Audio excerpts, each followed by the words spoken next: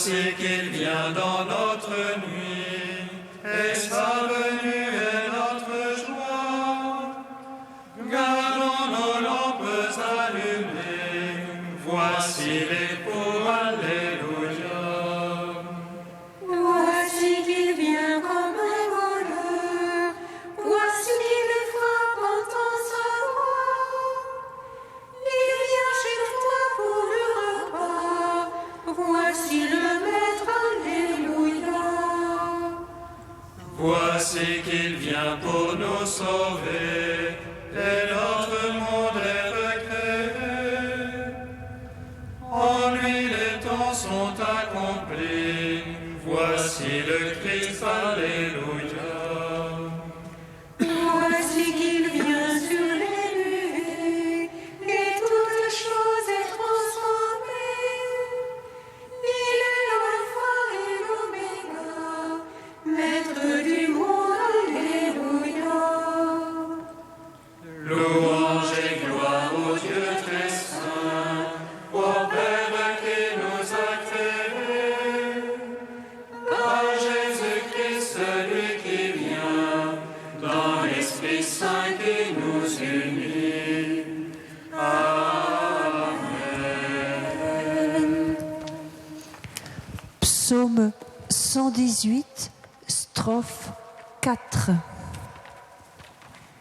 Voici, tu déchirais les cieux, et si tu descendais.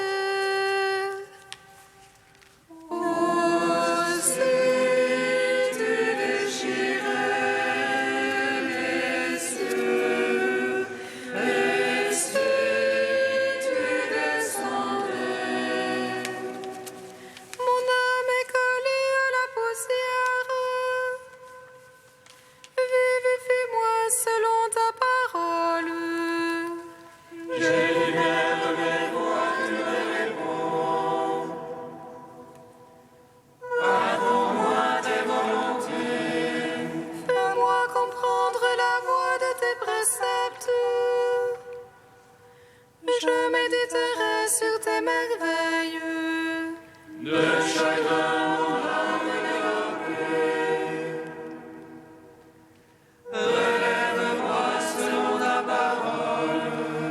Détourne-moi de la voie de mensonge. Fais-moi la grâce de ta loi. J'ai choisi la voie de l'unité. J'ai désiré tes jugements. Je me tiens collé à ton témoignage. Seigneur, ne me déçois pas. Je cause la voie de tes ordres. Car tu as mis mon cœur au large. Gloire au Père, au Fils, au Saint-Esprit. Pour les siècles des siècles. Amen. Aussi tu déchirais les cieux, et si tu descendais. Psaume 19. J'ai fait une alliance avec mon serviteur. J'établirai son trône à jamais. J'ai fait une alliance avec mon serviteur. J'établirai son trône à jamais. Qu'il te réponde le Seigneur au jour d'angoisse. Qu'il te protège le nom du Dieu de Jacob. Du sanctuaire qui t'envoie le secours. Qu'il demeure ton soutien depuis si long. Qu'il se rappelle toutes tes offrandes. Ton holocauste qu'il trouve savoureux.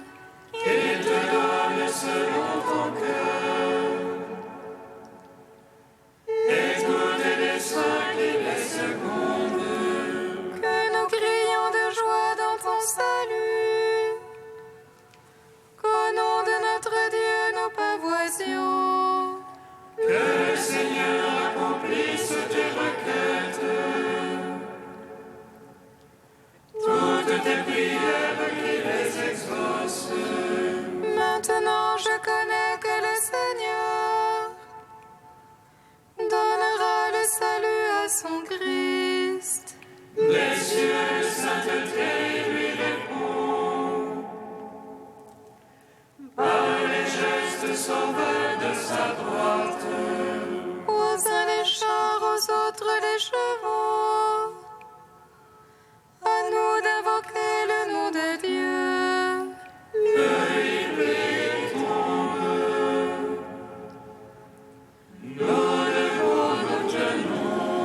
Seigneur, sauve le roi. Réponds-nous au jour de notre appel. Gloire au Père, au Fils, au Saint-Esprit. Pour les siècles des siècles. Amen. J'ai fait une alliance avec mon serviteur. J'établirai son trône à jamais. Psaume 20. Seigneur, ta force réjouit le roi. Combien ton salut le comble d'allégresse. Tu lui as accordé le désir de son cœur. Tu n'as point refusé le souhait de ses lèvres. Tu l'as fait venir de bénédiction le choix. Tu as mis sous sa tête une couronne d'enfants. Tu lui as accordé la vie qu'il demandait, longueur de jour encore et à jamais. Grande gloire lui fait ton salut. Tu as mis sur lui le faste et l'éclat. Oui, tu l'établis en bénédiction pour toujours. Tu le réjouis de bonheur près de ta face. Oui, le roi se confie dans le Seigneur, la grâce du Très-Haut le garde du faux pas. Ta main trouvera tous tes adversaires, ta droite trouvera tous tes ennemis. Tu feras d'une fournaise de feu au jour de ta face. Le Seigneur les engloutira dans sa colère et le feu les avalera. Leur fruit tu l'ôteras de la terre, leur semence d'entre les fils d'hommes. Ont-ils tramé le mal contre toi? Nul leur plan, ils n'auront pas le dessus. Oui, tu leur feras tourner le dos, contre eux tu banderas ton arc. Lève-toi, Seigneur, dans ta force, nous chanterons, nous jouerons pour ta vaillance. Rendons gloire au Père Tout-Puissant, à son Fils Jésus-Christ le Seigneur, à l'Esprit qui habite en nos cœurs, pour les siècles des siècles. Amen. J'ai fait une alliance avec mon serviteur, j'établirai son trône à jamais. Cantique de Baruch, page 317. Celui qui sait tout connaît la sagesse, par son intelligence il l'a scruté. Lui qui a fondé la terre pour toujours, l'a remplie d'êtres vivants. Il envoie la lumière et elle part, il la rappelle et obéit en tremblant. Les étoiles brillent à leur poste joyeuse, à sa voix elles répondent, nous voici. Elle brille avec joie pour leur auteur, c'est lui notre Dieu. Aucun autre ne lui est comparable, il a scruté la connaissance tout entière. Il a révélé à Jacob son serviteur, à Israël son bien-aimé. Ainsi est-elle apparue sur la terre,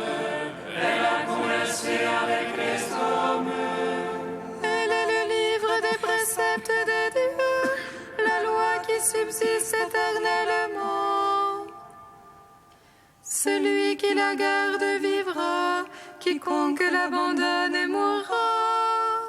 Reviens, Jacob, ses vivants, marche vers sa splendeur, à sa lumière.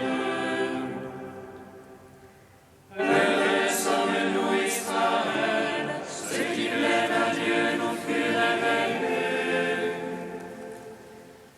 Rendons gloire au Père Tout-Puissant, à son Fils Jésus-Christ le Seigneur,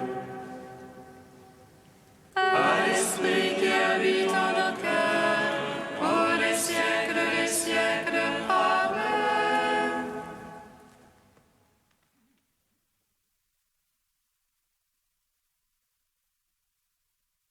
De Hans Urs von Balthasar, l'attente de Dieu. Il faut qu'il grandisse et que, moi, je diminue. Jean est un exemple pour tous les chrétiens, tous les apôtres, prêtres, prédicateurs du Christ. Aucun ne doit se prêcher lui-même, parler de son expérience religieuse, mais n'être que voix de celui qui grandit, qui est toujours plus grand. L'avant et la fin de l'ancienne alliance qui a réellement attendu la venue de Dieu. Mais en réalité, qui donc est venu ? Quelqu'un qui est doux et humble de cœur et qui ne fait pas de bruit sur les grands chemins et n'éteint pas la mèche qui fume encore. Si bien que Jean, emprisonné, s'étonne et s'inquiète parce qu'il ne voit rien du feu, de la cognée et de la pelle avanée. Es-tu celui qui doit venir ou devons-nous en attendre un autre ? Mais Jésus lui fait dire « Observe, si les promesses ne s'accomplissent pas, si les puissants ne sont pas jetés de leur trône et si les pauvres ne sont pas relevés de leur poussière, si ceux qui voient ne deviennent pas aveugles et les aveugles voyants, si par mon action en présence de Dieu, l'ordre du monde n'est pas en train de changer. » Il s'agit là du vivant de Jésus, d'une réponse provisoire. La définitive, qu'il connaît et qu'il prévoit, sera sa mort sur la croix, et c'est alors que le feu et la cognée et la pelle avanée feront leur effet dans le cœur de la mer. C'est alors qu'arrivera l'horrible et l'incompréhensible que le Baptiste et la mère avaient attendu et qui a fait s'écrier le centurion païen « Vraiment, cet homme était le Fils de Dieu ». Paul et l'Église primitive s'adonneront à une profonde réflexion sur le mystérieux destin de Jésus, une vie marquée à la fois par l'humilité et la grandeur, une mort qui lui arrache le cri de l'abandon par Dieu et, le troisième jour, sa réapparition dans la gloire. Ce destin indivisible, à la fois cruel et glorieux, est certainement celui d'un homme en chair et en os, le fils de Marie, mais il est aussi beaucoup plus le destin de Dieu venu dans la chair, qui a scellé par son sang la nouvelle et éternelle alliance avec les hommes. Telle est l'interprétation de Paul, et telle est aussi la foi de l'Église consignée dans les écrits du Nouveau Testament.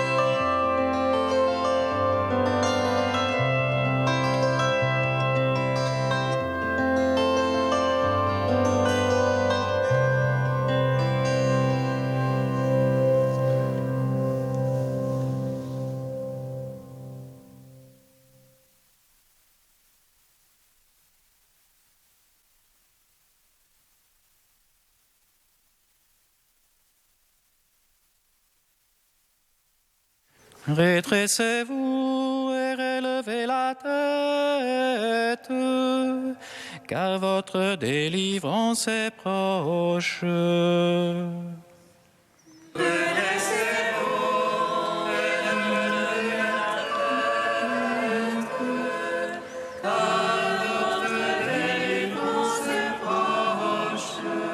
Nous avons une ville forte. Le Seigneur a mis pour sauvegarde murailles et avant murs.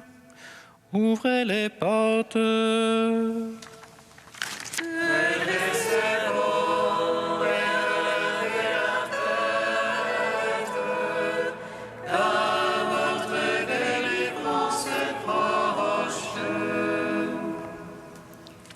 Lecture du livre du prophète Isaïe. En ce jour-là, ce cantique sera chanté dans le pays de Juda. Nous avons une ville forte, le Seigneur a mis pour sauvegarder murailles et avant-murs. Ouvrez les portes, elle entrera la nation juste qui se garde fidèle. Immuable en ton dessein, tu préserves la paix de qui s'appuie sur toi. Prenez appui sur le Seigneur à jamais. Sur lui, le Seigneur, le roc éternel. Il a rabaissé ceux qui siégeaient dans les hauteurs. Il a humilié la cité inaccessible, l'a humiliée jusqu'à terre et lui a fait mordre la poussière. Elle sera foulée aux pieds, sous le pied des pauvres, les pas des faibles. Gloire à toi, Seigneur, gloire à toi.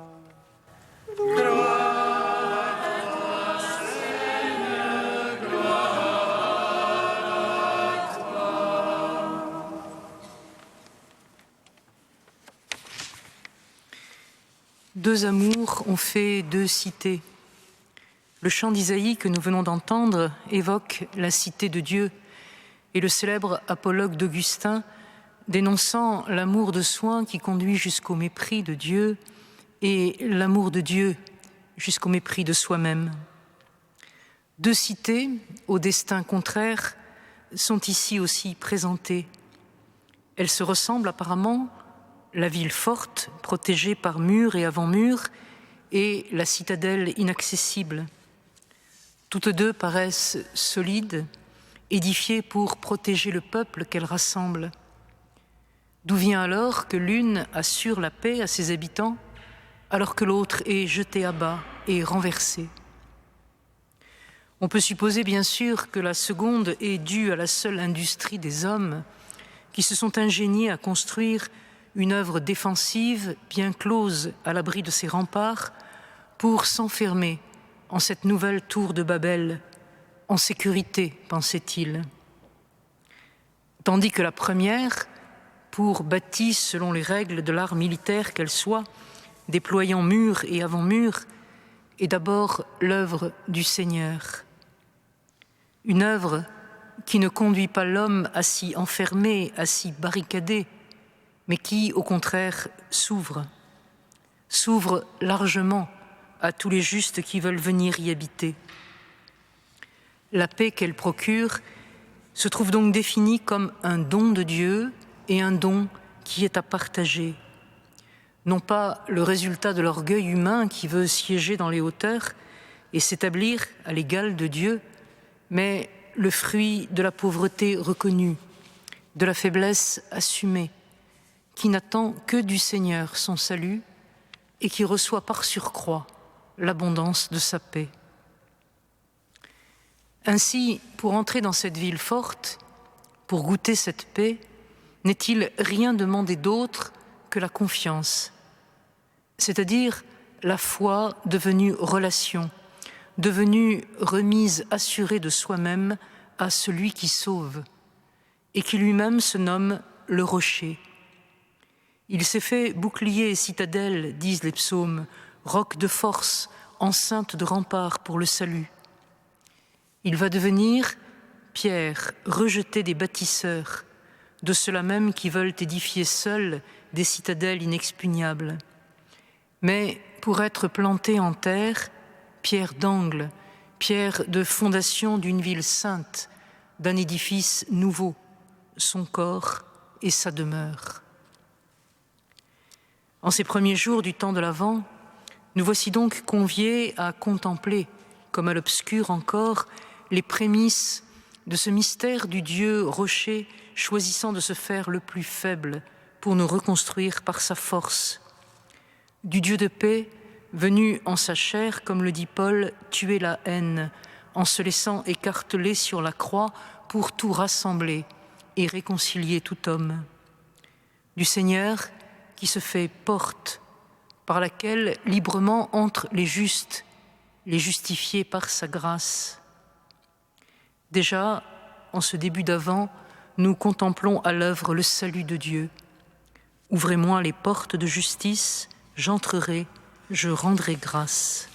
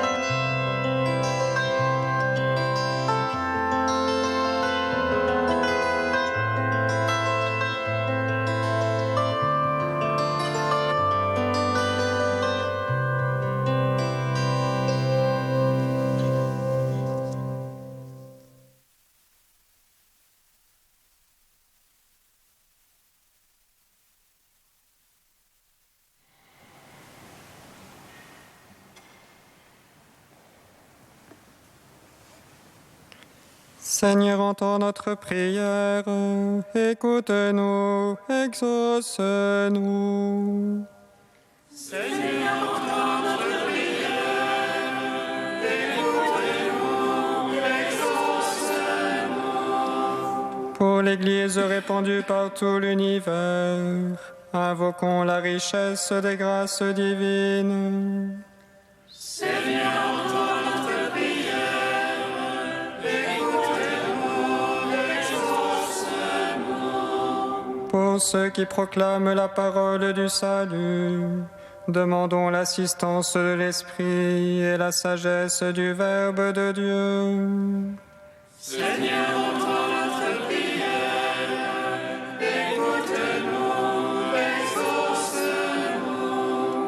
Pour les ministres consacrés au Seigneur et pour le peuple dont ils servent, supplions la grâce de l'écoute mutuelle, le respect réciproque et l'amour de Dieu.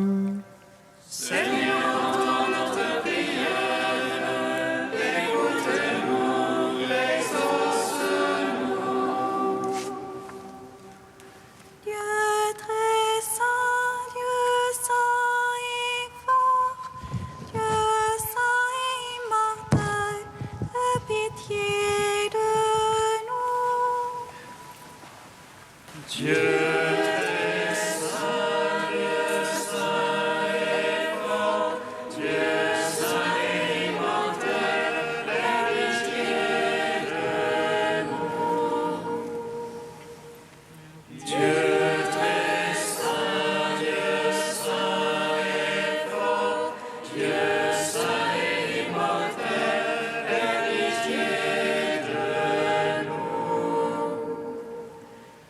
gloire au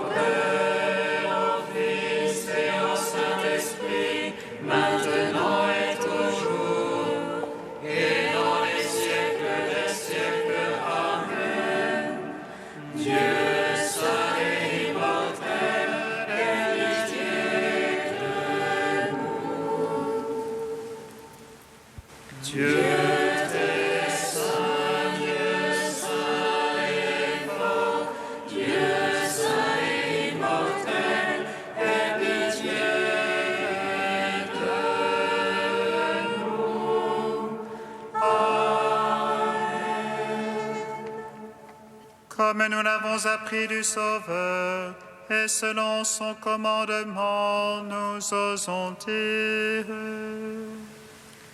Notre Père qui es aux cieux, que ton nom soit sanctifié, que ton règne vienne, que ta volonté soit faite, sur la terre comme au ciel. Donne-nous aujourd'hui notre pain de ce jour. Pardonne-nous nos offenses, comme nous pardonnons aussi à ceux qui nous ont offensés. Et ne nous soumets pas à la tentation, mais délivre-nous du mal. Déploie, Seigneur, ta puissance, soutiens-nous de ta force, afin que le salut retardé par nos fautes soit hâté par l'indulgence de ta grâce.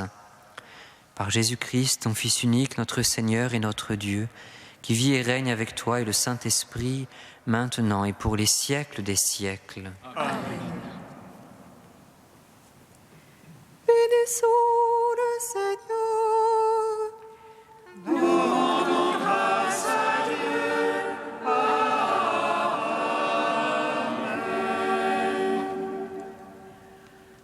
L'ange annonça à Marie qu'elle serait la mère du Sauveur. Et elle conçut de l'Esprit Saint.